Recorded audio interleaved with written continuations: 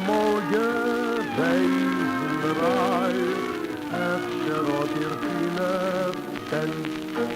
Well, well. Welcome to the Too Late to podcast episode 14.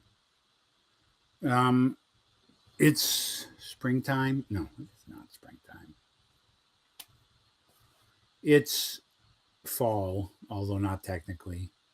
But it's definitely the end of summer. It's the second week of September, the second week that my daughter's at school, and it's TIFF time in Toronto. I'm not attending TIFF this year, although I may go to a short film tomorrow night. I'm not attending TIFF because I'm just not, and I don't really want to talk. I don't usually attend that much if I don't have a film and don't have a pass. There have been years where they gave me a pass, even though I didn't have a film, and then I felt a responsibility to go to some press and industry screenings, which is kind of fun. But I don't mind that I'm not going, and I kind of don't want to go. And also, I've been busy with my daughter all weekend. I just read a bunch of reviews for films that sounded good. Um, a major emotion I experience around TIFF and things like that is jealousy. Because, in spite of the fact that I've had more modest success, even though my modest success is still greater than the success I thought I'd have for many years, even though I've had 3 films in TIFF and 2 of them won pretty big prizes. I guess I'm still jealous of the people making fiction, even though I'm scared. I'm scared to make fiction. I may never make any more fiction in my life. Last year, I attended a sort of welcome filmmakers dinner at TIFF, which they have a lot of. I was I was the oldest person there, and I think I was the only one there who made a documentary.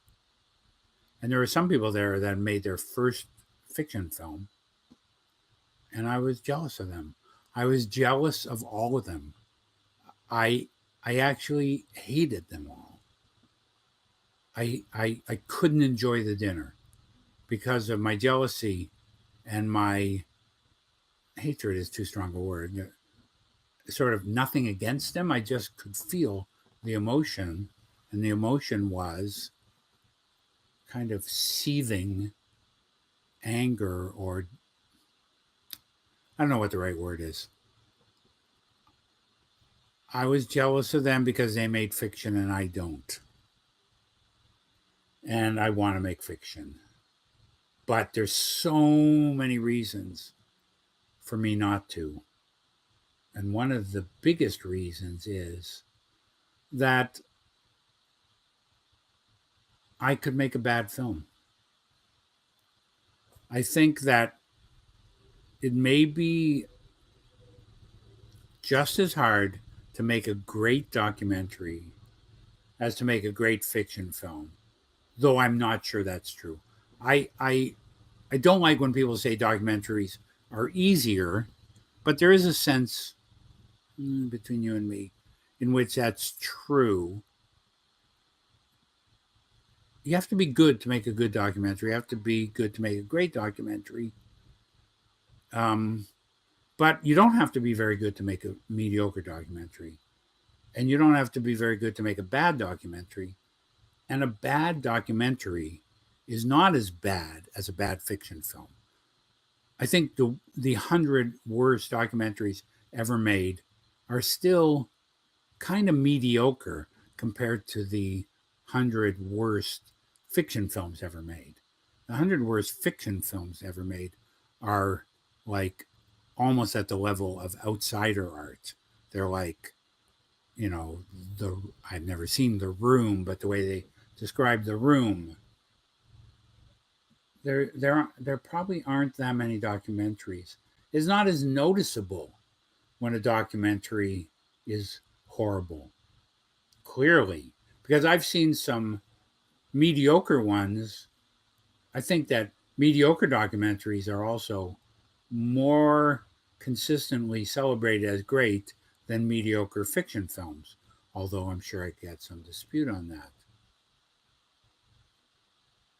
I think it's easier to make a documentary than to make a fiction film a little bit, and definitely easier for me. But the really only important thing to say is at this point in my life, I live in fear of making a bad film. And as long as I make documentaries, I feel like I'm protected against that. I have some tricks. I can rescue a documentary from being bad or even mediocre. I've made 9 feature length documentaries. I don't believe any of them are mediocre. I think all of them are at least good. Nothing to be ashamed of. I could easily make a fiction film, totally miscalculate, and be ashamed, not want to show my face, not want to have anybody see it. I say that because I did make one like that. I made one fiction film before I made documentaries. It's a whole story. It's not completely my fault, but it is in another way completely my fault because I chose that material.